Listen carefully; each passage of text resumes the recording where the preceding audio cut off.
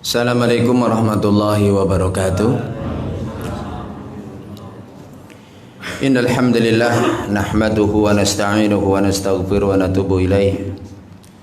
Wa na'udzu billahi min shururi anfusina wa sayyiati a'malina may yahdihillahu fala mudilla lahu wa may yudlil fala hadiya lahu. Asyhadu an la ilaha illallah wahdahu la syarika lahu wa asyhadu anna Muhammadan abduhu wa rasuluh. La nabiyya wa la rasula ba'dah.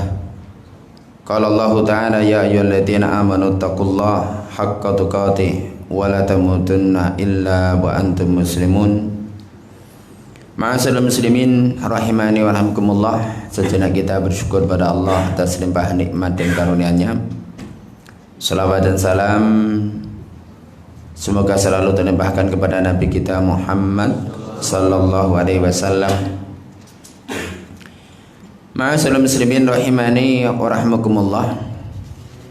Pak, insyaallah melanjutkan pembahasan kita. Kalau kemarin adalah tentang masalah yaitu sumpah dan nadar, kita lanjutkan pembahasan baru yaitu kitabul at'imah wal asyribah wa ma yata'allaqu bihima, yaitu bab kitab tentang masalah makanan dan minuman dan yang terkait dengan keduanya, atau halal haram di dalam makanan dan minuman.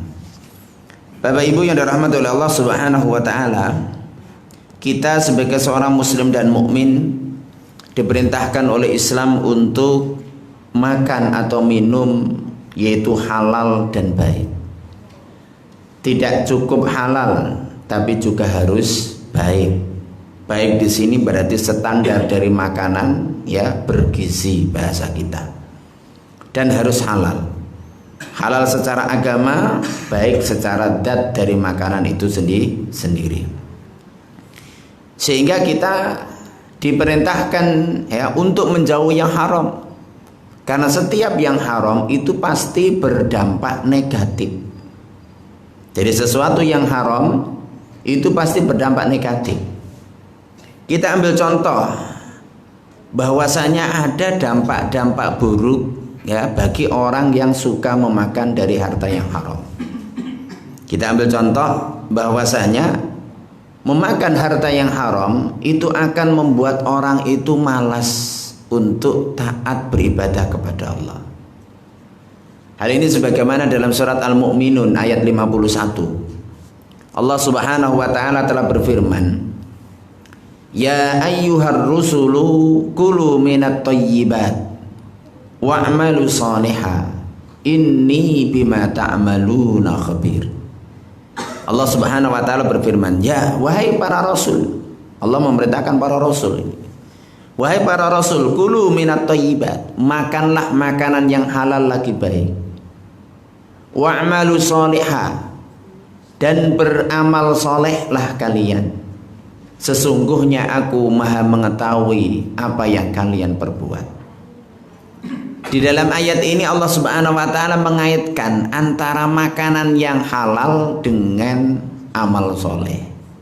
Sehingga Imam Ibnu Katsir rahimahullah menjelaskan kenapa Allah Subhanahu wa taala mengaitkan antara makanan yang halal kok kemudian wa'malu sholihah dan beramal soleh. Karena apa? Karena makanan yang halal itu akan menghasilkan darah yang baik yang akan mengajak orang itu berbuat baik. Darahnya semangat untuk berbuat baik.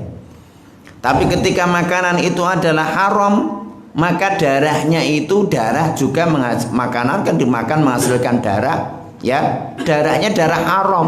Sehingga itu akan mengajak orang tersebut itu males.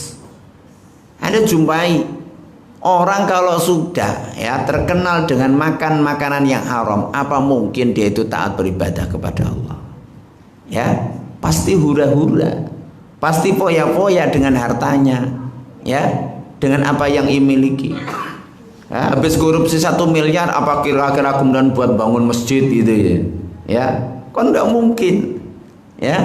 Mesti buat yang foya-foya sifatnya duniawi. Toh andai kata semua mau buat bangun masjid pun nggak akan diterima oleh Allah. Habis korupsi 1 miliar bareng-bareng haji sekeluarga ya kan itu, haji plus lagi kan gitu. Ya. Apa diterima? Nggak akan diterima oleh Allah. Jadi orang yang memakan harta yang haram itu menjadikan malas untuk beramal soleh.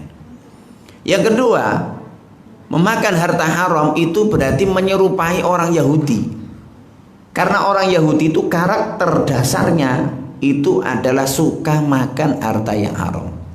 Itu karakternya Yahudi. Ya.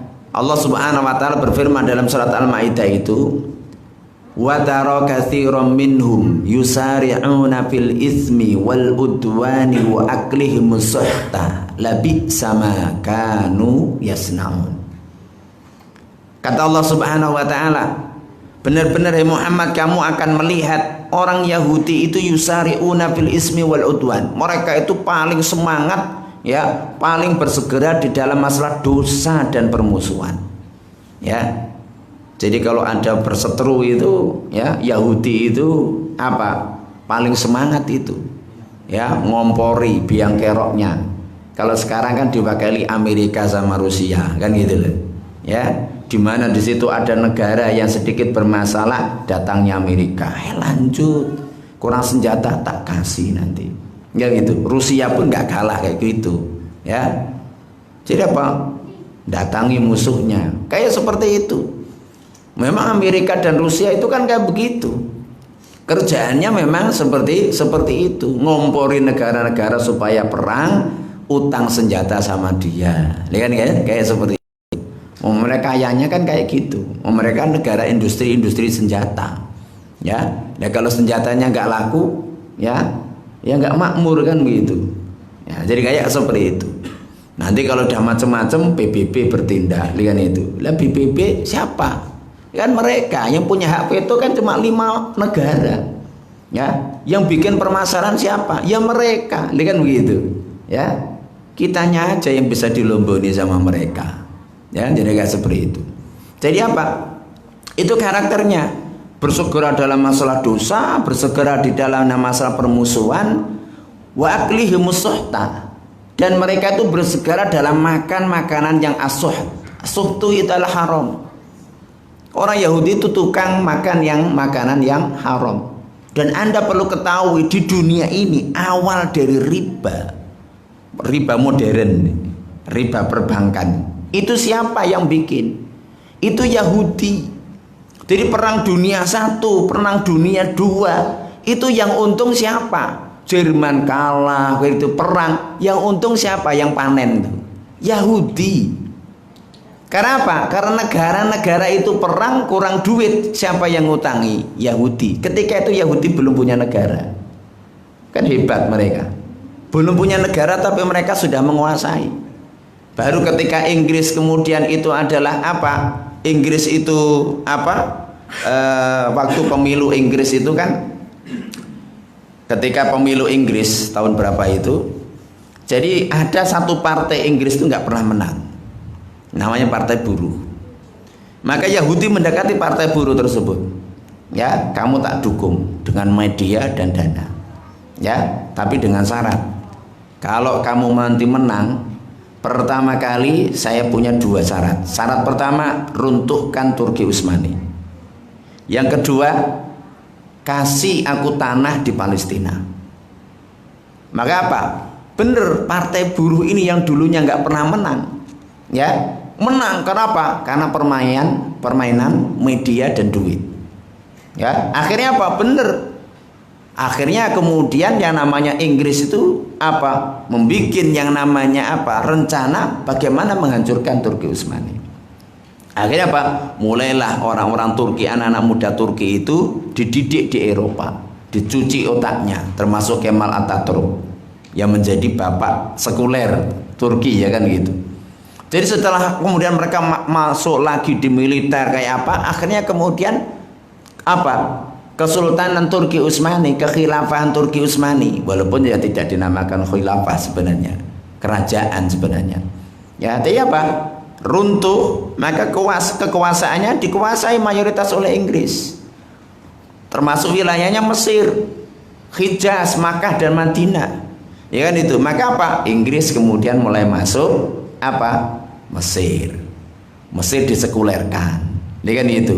Dari Inggris, dari Mesir kemudian masuk Palestina. Ketika di Palestina ya ada beberapa hektar yang sudah dikuasai oleh Inggris, maka langsung diproklamirkan di PBB telah berdiri negara Israel. Orangnya belum ada. Ya. 17-an hektar sekitar itu sudah berdiri negara Israel yang sekarang sudah hampir menguasai wilayah Palestina semuanya. Nyaploi terus. Ya, jadi kayak seperti itu. Makanya apa? Makanya nggak mungkin umat Islam itu bisa berdamai di sana. Wong itu haknya umat Islam kok. Ya. Orang Yahudi itu boleh bertempat di Palestina dulu zamannya Nabi Musa. Ya. Tapi karena mereka berbuat kerusakan, ia terusir. Janjinya Allah Subhanahu wa taala dalam Al-Isra itu kan begitu, surat Al-Isra. Kalau kamu berbuat kerusakan, ya kamu akan terusir. Dan ini sudah terakhir, ma'asyiral muslimin. Ini kerusakan yang terakhir diperbuat oleh Yahudi. Maka apa? Di sanalah Yahudi itu nanti akan dibantai oleh umat Islam di akhir zaman. Tidak ada yang lain sudah. Kalau mereka sekarang lagi jaya, iya. Kenapa jaya? Karena umat Islamnya lemah. Jadi karena umat Islamnya lemah. Lemahnya apa? Karena umat Islam itu, titik lemahnya umat Islam itu yang pertama, ya, umat Islam tidak komitmen dengan Islam. Kan gitu, tidak bangga dengan Islamnya. Yang kedua, umat Islam itu sudah apa? Cinta dunia. Jadi kalau umat Islam itu sudah apa? Cinta dunia, tidak komitmen dengan Islam, ya sudah lemah umat Islam. Akhirnya terombang-ambing. Ya, terombang-ambing, mengikuti arus yang ada. Karena tidak bangga dengan Islam. Jadi Allah Subhanahu wa taala memberikan gambaran pada kita, orang Yahudi itu karakternya doyan yang haram. Orang Muslim tidak boleh kayak begitu. Kalau kamu mau apa? Suka yang haram, berarti kamu itu menyerupai Yahudi. Ya, sehingga apa? Apa karakternya Yahudi? Kejam. Ya. Orang Yahudi itu punya doktrin terhadap anak cucunya. Bahwasanya apa? Sya'bul Mukhtar, bangsa pilihan itu apa? Yahudi. Selain Yahudi itu Goyim. Goyim itu Buddha. Jadi kayak seperti itu. Ya, Anda tahu ideologi yang ada di dunia ini, sosialisme, Karl Marx. Siapa Karl Marx itu? Yahudi. Ya, jadi turunan Yahudi dia. Jadi pencetus ideologi kapitalis, sosialis itu semuanya adalah Yahudi. Memang kayak seperti itu caranya. Jadi apa? Sosialis muncul harus dicarikan tandingannya. Kenapa? Karena kalau terlalu dominan itu cepat mati. Sehingga apa? Harus ada persaingan. Ya, harus ada persaingan biar dunia itu rame gitu loh. Ya, itu Yahudi mempelajari benar itu tentang ilmu sosiologi yang demikian itu. Ya, makanya dunia ini ya begitu, ada kebaikan, ada keburukan. Kebaikan itu mesti mengaku pengikutnya Rasul, ya itu. Keburukan itu mesti pengikut iblis. Jadi ada Nabi Adam, ada iblis, dunia jadi ramai. Ya. Kalau cuma iblis saja ya sepi. Ini kan itu. Kalau cuma Adam saja ya sepi. Ya, kenapa? Lah semuanya surga, nggak ada tantangannya. Ya, malaikat semuanya, kan gitu. Nah, jadi apa? Ada iblis itu karena Allah sudah bikin skenario. Ada surga, ada neraka. Ya, kan harus ada yang ngajak ke nerakanya. Siapa? Allah munculkan iblis. Ya, jadi sekarang kita hidup di dunia ini kan jadi anak keturunannya Adam. Tinggal Anda itu mau milih, ya gitu kan? Memilih yang namanya jalannya Nabi atau memilih jalannya iblis. Terserah Anda itu, bebas milih, ya. Tapi masing-masing dipertanggungjawabkan di hadapan Allah Subhanahu wa taala. Nah, ini yang kedua. Jadi memakan harta yang haram itu ciri karakter dari orang Yahudi, meribakan hartanya. Itu orang Yahudi. Itu orang Yahudi. Kemudian yang ketiga, harta yang haram itu akan menghalangi ya doa ya orang tersebut dari dikabulkan. Jadi apa? Menjadi salah satu penghalang dikabulkannya doa. Itu harta yang haram. apa yang Anda konsumsi dari yang haram menjadikan doa kita ini tidak dikabulkan oleh Allah. Doa kita ini ma'asyiral muslimin, asal doanya baik, tidak mengandung unsur memutus tali kekerabatan, ya, maka apa? Maka itu mesti dikabulkan oleh Allah. Dalam hadis riwayat Tirmidzi itu dijelaskan bahwasanya Allah itu akan mengabulkan doa setiap hamba. Kabulnya doa itu kan ada 3. Pertama, dikasih sesuai dengan permintaan, ya, di dunia dikasih oleh Allah, itu dikabulkannya doa. Makna yang pertama. Makna yang kedua, tidak dikasih sesuai permintaan tapi dijauhkan oleh Allah Subhanahu wa taala dari musibah dan mara bahaya sebanding dengan permintaan. Karena Allah itu Maha Hakim, Allah itu Maha Bijaksana, Allah itu Maha tahu mana yang terbaik bagi kita. Ya. Adalah kalanya pun bayangan kita yang terbaik itu kaya. Tapi justru mungkin Anda dikasih cuma rezeki yang cukup, itu lebih baik bagi Anda. Kenapa? Allah tahu kalau Anda kaya itu nanti ujung-ujungnya korun kamu, gitu loh, neraka. Makanya apa? Ditakdirkan pas-pasan baik. Biar apa? Biar ingat terus kepada Allah, kan gitu loh. Karena apa? Karena orang itu diuji dengan penderitaan itu biasanya lebih ingat kepada Allah. Tapi kalau diuji dengan kenikmatan itu biasanya lalai. Contohnya apa? Rasul sudah memberikan contoh. Ya, di dalam hadis Sahih Bukhari dalam Riyadhus Shalihin juga disebutkan tentang babu syukri itu, bahwasanya Rasul menceritakan 3 pemuda Bani Israel. Ketika dia diuji dengan penderitaan, imannya kepada Allah luar biasa, beribadah, ya, meminta, memohon kepada Allah. Siapa mereka? Pemuda yang pertama, pemuda yang kena kusta. Gara-gara kena kusta hartanya habis, terusir dari desanya. Ya kan begitu? Pemuda yang kedua itu adalah gendut, ya, kepalanya botak, orang laku-laku. Tidak ada gadis yang mau menoleh sama dirinya. Kan gitu loh. Jadi apa? Wis nggak ada body, ya, nyeneng nolah gitu ya. Tidak ada. Akhirnya apa? Dia memohon terus kepada Allah, pengen punya rambut yang bagus, ya kan gitu. Kemudian pemuda yang ketiga itu adalah sudah hitam, matanya buta. Ya, dia bekerja selalu curangi sama majikannya. Dia belanja selalu dicurangi oleh pedagang. Tapi ketika diuji dengan penderitaan, mereka terus ingat kepada Allah. Maka kemudian Allah Subhanahu wa taala ingin menguji mereka itu dengan kenikmatan. Coba kalau sekarang diuji kenikmatan, masih seperti dulu ndak? Ya. Sekarang itu banyak orang-orang yang kaya, makmur dikit aja. Dulu waktu masih miskin, masjid, masya Allah, ya, rajin ke masjid, sholatnya luar biasa, doanya sampai nangis-nangis gitu ya. Ya. Tapi ketika sudah makmur dikit, punya mobil, sing dielus mobilnya nggak pernah masjid. Jadi kayak seperti itu, ya. Lain sudah, ya. Alasannya kok sibuk sekarang, lihat itu. Kalau dulu katanya kan nggak ada pekerjaan, akhirnya katanya masjid daripada nganggur ke masjid, lihat kan gitu. Setelah sibuk, ya, apa sekarang? Alasan, sekarang sibuk punya pekerjaan. Nah, siapa? Lain. Maka Allah menguji mereka sekarang dengan kenikmatan. Allah mengutus malaikat menjelma jadi seorang tabib, datangi pemuda yang pertama, diusap ya tubuhnya, langsung sembuh.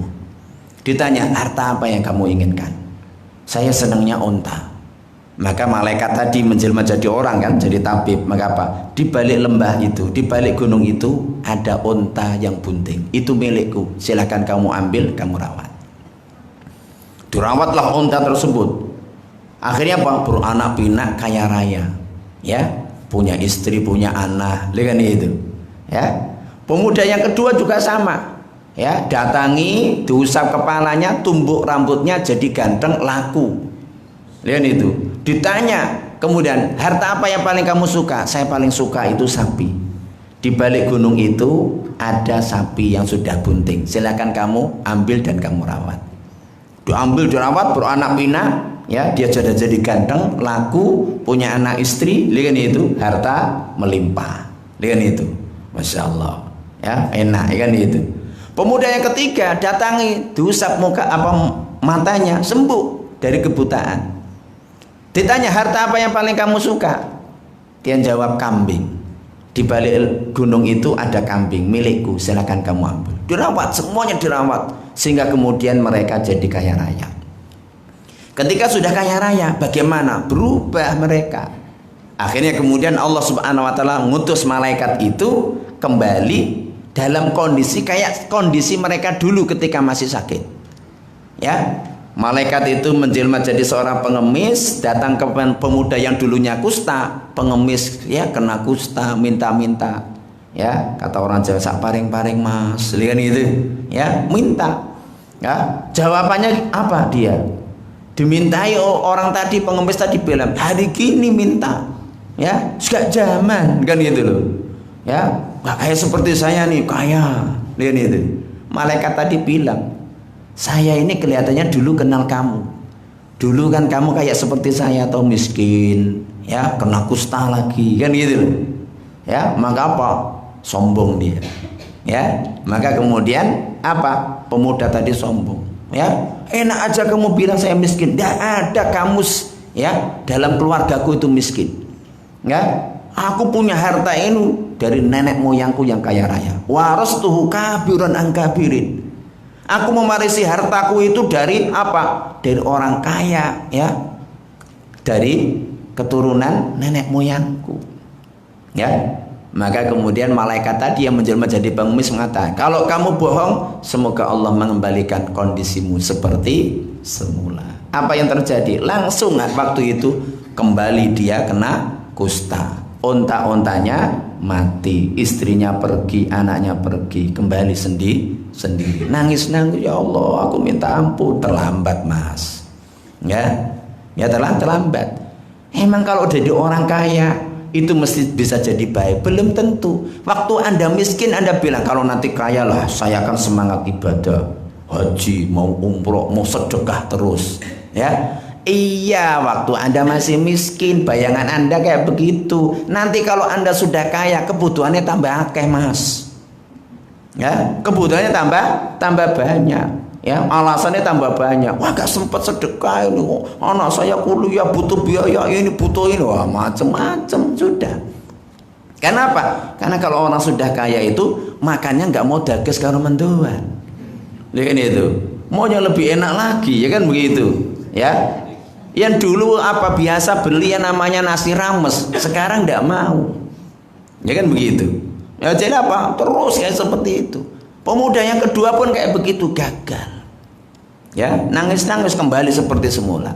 Pemuda yang ketiga, ketika datang ya pengemis, malaikat tadi menjelma jadi pengemis buta, maka apa? Ditemui oleh pembantunya. Pembantunya bilang, "Pak, ada yang minta-minta itu orang buta.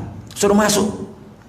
Disuruh masuk, duduk, dijamu dengan ini, ditanya, "Apa yang kamu inginkan?" Kan itu loh.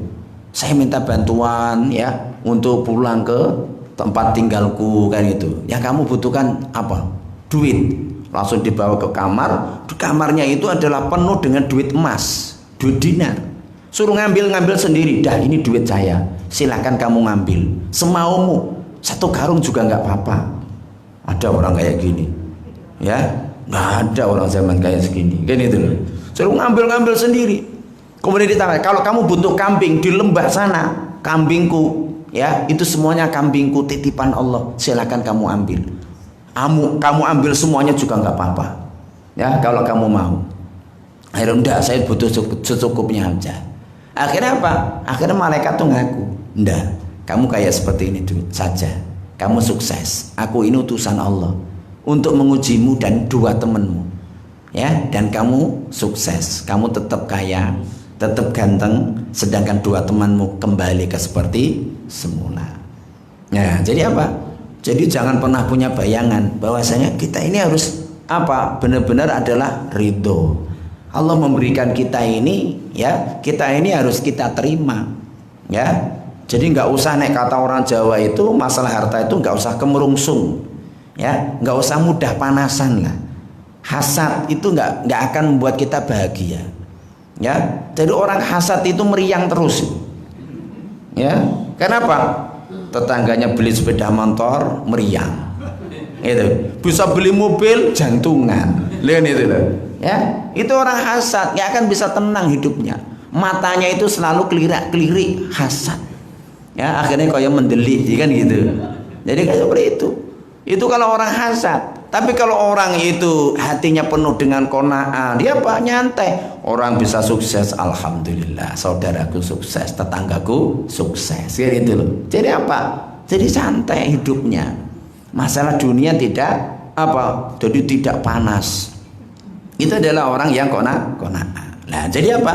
Jadi kita dikasih oleh Allah, kita sikapi dengan ridho, qanaah. Ya, kalau Anda dikasih kenikmatan oleh Allah, syukuri. Itulah yang nanti akan membuat kebahagiaan. Ya, jadi apa? Diuji dengan penderitaan, tabah, sabar. Ya, dikasih kenikmatan, bersyukur. Insya Allah itu kebaikan. Kan begitu. Kemudian kita lanjut. Bahwasanya harta yang haram itu akan menjadi penghalang doa. Ya kan begitu. Doa kita asal baik, tidak memutus tali kekerabatan, dikabulkan oleh Allah. Dikabulkan dengan 3 tadi, dikasih sesuai permintaan. Kalau enggak, diganti dengan dijauhkan dari musibah dan mara bahaya. Kalau enggak, yang ketiga, disimpan oleh Allah, ya, diberikan secara sempurna nanti di surganya Allah Subhanahu wa ta'ala. Maka jangan pernah Anda berdoa, aku udah berdoa aku enggak dikabulkan oleh Allah. Itu namanya istiqjal. Itu namanya buru-buru, gak dikabulkan bener oleh Allah. Wong kamu buru-buru. Udah yakin aja bahwasanya ketika saya berdoa kok gak dikasih sekarang, berarti yang terbaik nanti. Begitu. Jadi apa? Yakin aja. Jadi gak usah kok gampang, ya. Karena Anda kan selalu berpikir sekarang itu seakan-akan lebih enak, kan begitu. Padahal justru di sanalah nanti yang lebih nikmat. Ketika orang itu adalah kurang bekal, tapi ternyata doa-doa yang Anda panjatkan dulu di dunia itu akan menjadikan apa? Sebagai cara Allah untuk meninggikan derajat Anda di dalam surganya Allah Subhanahu wa ta'ala. Apa dalilnya? Dalilnya dalam sebuah hadis sahih. Rasulullah sallallahu alaihi wasallam mengatakan, "Innallaha thayyibun la yaqbalu illa thayyiban." Wa innallaha amaral mu'minina bima amara bihil mursalin. Allah itu maha baik dan Allah tidak menerima amal kecuali dari hasil yang baik. Dan Allah itu memerintahkan orang-orang mukmin seperti Allah memerintahkan para rasulnya. Kalau para rasulnya diperintahkan, ya ayyuhar rasul kulu minat thayyibati wa'malu shalihan. Hei para rasul, ya, apa? Makanlah yang baik lagi halal, kemudian beramal salehlah. Begitu pula ya ayyuhalladzina amanu kulu min thayyibati ma razaqnakum. Hei orang-orang yang beriman, makanlah ya yang baik lagi halal dari rizki yang aku rizkikan kepada kalian.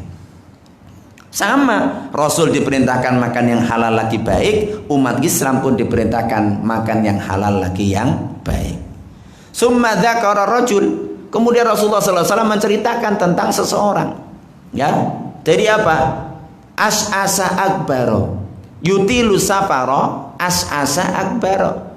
Kemudian Rasulullah menyebutkan tentang kondisi seorang yang dia itu mengadakan perjalanan jauh, ya. Kemudian rambutnya acak-acakan, bajunya kusut, berdebu, ya. Yamuddu yadaihi ila sama, mengangkat kedua tangannya ke langit sambil mengatakan ya Rabbi ya Rabbi. Dia mengatakan, wahai Tuhanku, wahai Tuhanku. Dia berdoa kepada Allah. Di dalam hadis ini Rasul menceritakan orang tadi itu melakukan beberapa hal yang memungkinkan doanya dikabulkan. Yang pertama, yutilus safar. Dia itu mengadakan perjalanan jauh. Termasuk doa yang mustajab itu doanya orang yang sedang melakukan perjalanan, lagang safar. Kenapa? Karena safar itu bagian dari siksaan. Orang bepergian itu tersiksa, pisah dengan keluarga, anak istri, ya kan begitu. Kalau orang pisah dengan anak istri kok enjoy, itu bermasalah. Ya, pasti di sana itu sudah ada ban serep. Nah, jadi kayak seperti itu. Ya, bisa jadi mungkin sudah ada cabangnya, kan gitu loh. Ya, jadi kayak seperti itu. Jadi apa? Itu bagian. Sehingga apa? Dia ketika berdoa itu tulus ikhlas, mampu mendoakan orang yang jauh darinya. Itu adalah bagian dari doa yang mustajab. Kan begitu. Ya, mendoakan saudara an dhahril ghaib yang tidak ada di hadapan kita. Itu mesti mau mendoakan kebaikan, itu mesti ketulusan. Ya, orang itu biasanya kan mendoakan untuk dirinya sendiri. Ini kok mau mendoakan saudara yang lain, ya, ketika nggak ada di hadapannya. Makanya apa? Itu mesti ketulusan. Jadi apa? Doanya safar.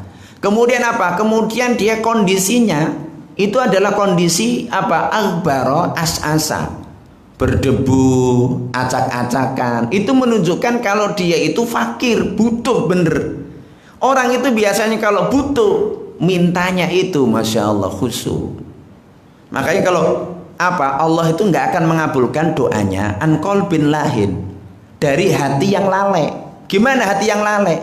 Ya, lisannya ngomong Rabbana atina fid dunya hasanah, ya, orangnya tolah-toleh. Ini itu qalbin lahin, antara yang diucapkan dengan yang di hati itu nggak connect. Itu qalbin lahin, nggak akan dikabulkan oleh Allah. Jadi kalau Anda meminta itu khusyuk, bayangkan apa yang Anda minta, ya. Rabbana atina fid dunya hasanah fil akhirat, benar-benar direnungi. Itulah orang yang meminta, itu namanya khusyuk dalam berdoa. Lah orang sekarang itu berdoa itu ngamini saja itu nggak semangat loh. Apalagi kalau di pangkuannya itu sudah ada berkatnya, itu kan itu ya. Ya sudah ada paha ayam ini kan itu. Aminnya itu udah di pahanya kayak gini. Amin. Amin. Udah semangat. Ya. Gimana mau dikabulkan oleh Allah? Mau ngamini aja nggak semangat. Ya, mintanya aja ini setengah hati. Tapi coba kita ambil contoh Nabi Musa alaihissalam. Ketika Nabi Musa itu apa, pelarian, dikejar-kejar oleh Fir'aun karena dia membunuh orang Mesir, ya kan? Lari ngungsi sampai ke Madian. Di Madian Nabi Musa nggak punya sanak kerabat. Ketemu dengan dua gadis yang sedang ngantri apa meminumkan dombanya, ya kan begitu. Ditolong oleh Nabi Musa. Maka apa? Setelah menolong Nabi Musa duduk di sebuah pohon. Oh, dia nggak punya sanak kerabat, kan gitu. Apa? Kemudian berdoa, Rabbi inni lima anzalta ilayya min khairin fakir. Ya Allah, aku sangat butuh dengan apa yang akan Engkau turunkan kepadaku dari kebaikan. Maksudnya apa? Ya Allah, aku di sini sendirian, nggak punya sanak kerabat. Aku nggak punya rumah untuk tumpangan. Aku ya butuh istri kayak seperti gadis-gadis tadi, kan gitu loh. Ya. Tapi cuma Nabi Musa kan mintanya, aku meminta yang terbaik gitu loh. Makanya termasuk adabnya meminta itu global, jangan terlalu rinci. Anak muda sekarang itu berdoanya tuh, ya Allah, berilah aku istri yang cantik, rambutnya panjang kayak kuda, kan gitu, ya. Jadi apa? Mintanya kayak gitu detail, kayak Allah tuh nggak tahu seleramu aja gitu, ya. Jadi apa? Mintanya yang detail banget, kan gitu. Nanti kalau dikasih rambutnya panjang beneran kamu, mau apa kan gitu loh. Ya, jadi apa? Termasuk adabnya berdoa itu global, mintanya itu kebaikan dunia dan akhirat. Kalau yang belum dikasih anak, jangan ya Allah berilah aku anak, jangan, berilah aku anak yang soleh atau soleha, kayak begitu. Berilah aku rizki yang berkah, begitu, yang manfaatnya itu dunia akhirat. Sehingga jangan sampai minta itu hanya untuk kebaikan dunia, rugi kita. Ya, jadi kayak seperti itu. Ya, siapa? Nabi Musa khusyuk, dia meminta, memohon, menampakkan kalau dirinya itu fakir, butuh benar kepada Allah. Jadi kalau meminta itu ya benar-benar kita yang khusyuk, ya, benar-benar kalau kita ini orang butuh gitu. Kemudian apa? Kemudian selanjutnya orang tadi itu ketika berdoa mengangkat kedua tangannya. Secara umum berdoa itu kalau doa masalah, doa meminta itu mengangkat tangan, ya. Jadi mengangkat tangan. Kenapa? Karena dalam hadis yang lain itu apa? Allah Subhanahu wa taala dalam sebuah hadis itu disebutkan oleh Rasulullah SAW, Inna rabbakum hayyun karimun. Sesungguhnya Tuhan kalian itu maha pemalu, kemudian apa? Karimun, maha pemurah. Wa innahu yastahyi min abdihi yamudu yadaihi, ya, fajarudduhu masifran. Allah itu malu kalau hambanya itu mengangkat kedua tangannya ila sama, ke arah langit, kemudian apa? Fajarudduhu masifran. Lalu kok kemudian Allah mengembalikan kedua tangannya itu dalam kondisi hampa. Itu Allah malu. Berarti menunjukkan kalau minta, ya, kalau meminta, doa meminta itu mengangkat kedua tangan. Jadi kayak itu adabnya. Dia mengangkat tangan. Kemudian yang keempat, pemuda tadi itu ketika berdoa menyebut nama Allah dengan ya Rabbi, wahai Tuhanku, wahai Tuhanku. Ini salah satu adab juga dalam berdoa. Kalau kita ini berdoa, sebutlah nama Allah, ya Allah, Allahumma, atau nama yang lain. Ya, kalau anda minta rizki, salah satu bentuk mengamalkan Asmaul Husna itu kan apa? Kita pakai untuk berdoa. Ketika anda pengen yang namanya ampunan, sebut nama Allah, ya Ghaffar, ya Ghafur, ighfirli. Wahai Zat yang Maha Pengampun, ampunilah aku. Ya. Tadi kalau kita minta rizki, ya Razzaq, ya itu. Jadi apa? Wahai Zat yang memberi rizki, beri aku rizki. Ya Tawwab, ya itu. Apa ampuni taubatku, ya, terima taubatku. Ya, jadi kayak seperti itu. Jadi apa? Pemuda tadi melakukan itu, tapi itu tidak jadi menjadikan dia diterima doanya. Kenapa? Kata Rasulullah, wa mat'amuhu haram, wa masrabuhu haram, wa malbasuhu haram, wa ghutiya bil haram. Jadi makanannya haram, minumannya haram, pakaiannya haram, ya, dan dikasih asupan haram, ya, kasih cemilan haram. Fa anna yustajab. Maka bagaimana bisa dikabulkan? Gak dikabulkan oleh Allah. Ya, jadi apa? Maka kita harus jauhi. Kemudian di antara dampak buruk dari harta haram, ma'asyiral muslimin, itu akan menyebabkan siksa di dalam neraka. Di dalam sebuah hadis riwayat Ahmad itu disebutkan, kullu lahmin nabata min suht naru aulabi. Jadi setiap daging yang tumbuh dari harta haram, maka neraka itu lebih layak untuknya. Jadi lebih layak untuknya. Pasti neraka itu akan menjilatnya. Dan Anda tahu, ya, kalau neraka itu tahu ada orang yang masuk neraka, neraka itu kayak mendidih, ya. Jadi apa? Sehingga apa? Neraka itu kayak murka, kayak marah gitu, ingin segera melalap orang tersebut. Ya. Jadi kalau orang yang gemuk-gemuk, makanannya haram, nerakanya sing gemes. Ya, dulu nerakanya gemes. Jadi kayak gak sampai itu. Jadi apa? Jadi itu dampaknya siksa neraka. Jadi daging yang tumbuh dari harta yang haram itu garansinya neraka. Jadi garansinya neraka. Kemudian apa? Kemudian orang yang suka makan harta yang haram itu akan menghilangkan keberkahan dan menimbulkan musibah. Ya, menimbulkan musibah. Mesti.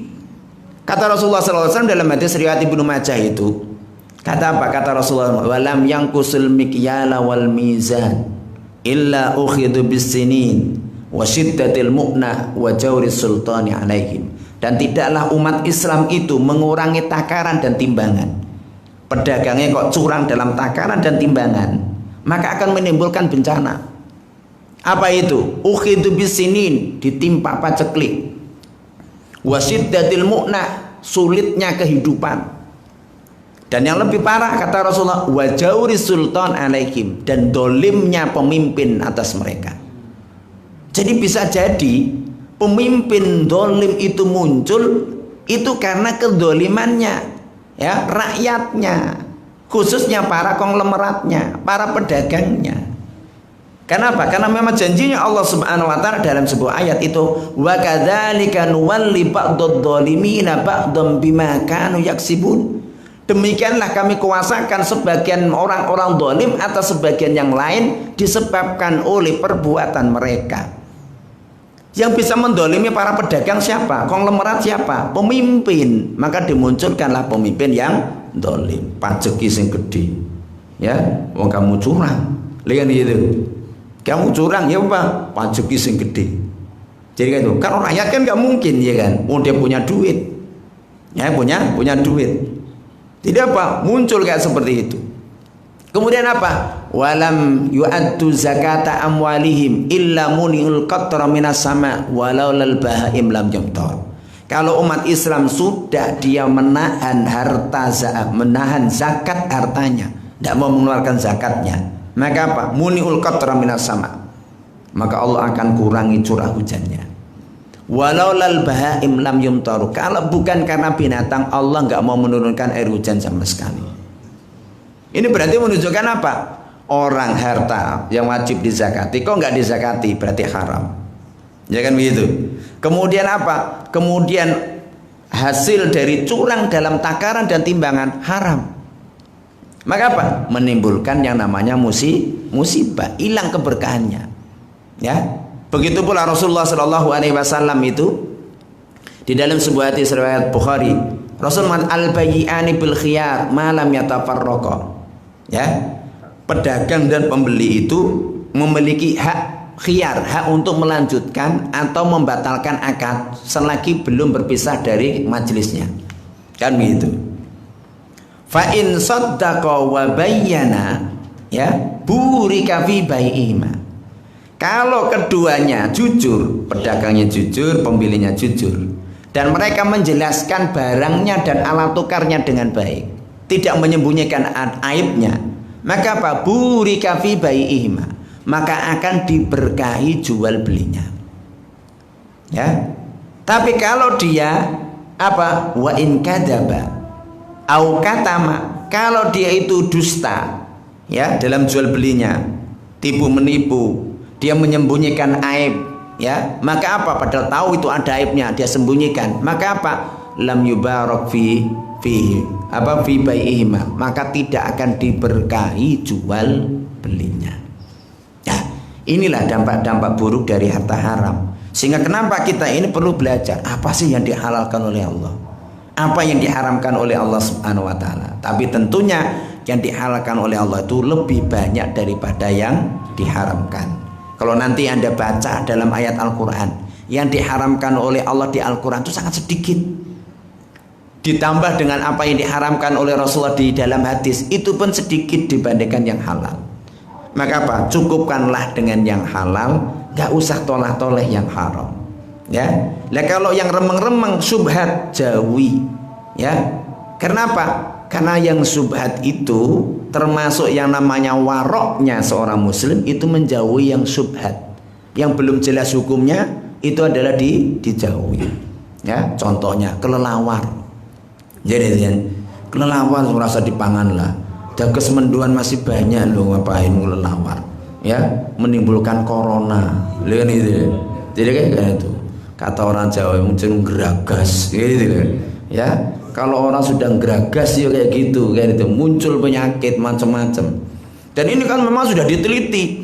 Anda tahu virus corona yang ada di Wuhan, Cina itu mahasiswa peneliti kesehatan di sana itu sudah meneliti tahun awal Januari 2019 itu sudah menerbitkan sebuah jurnal, ya, bahwasanya sudah diprediksi ini tinggal menunggu waktunya akan muncul virus corona ini. Ya, kenapa? Karena memang kelelawar itu menyimpan virus corona. Dan dosen UI itu juga sudah meneliti, banyak sekali dia punya makalah-makalah tentang itu. Ya, bener, mereka suka makan itu. Ya, jadi apa? Kelelawar bakar itu. Jadi kayak seperti itu. Ya, sekarang, masya Allah. Ya, jadi apa? Jadi cindil aja dimakan, gitu ya. Masya Allah, ya kan, ular, kelelawar, itu masya Allah, ya. Jadi kayak nggak ada yang apa, nggak ada yang lain gitu loh, ya. Jadi kayak gitu. Nah, ini ya salah satu, ya. Maka apa? Anda akan jumpai nanti kita akan bahas, ya, dari kaidah-kaidah tentang masalah, ya, makanan dan minuman itu supaya kita paham, karena itu sangat penting di dalam agama kita. Demikian Bapak Ibu yang dirahmati oleh Allah Subhanahu wa taala yang bisa kita sampaikan, karena waktu Isya sudah tiba. Insyaallah kita lanjutkan pada pertemuan yang akan datang, yaitu membahas tentang masalah makanan dan minuman. Ini saja yang bisa kita sampaikan. Kita tutup dengan doa kafaratul majelis. Subhanakallahumma wa bihamdika asyhadu an la ilaha illa anta astaghfiruka wa atubu ilaik. Assalamualaikum warahmatullahi wabarakatuh.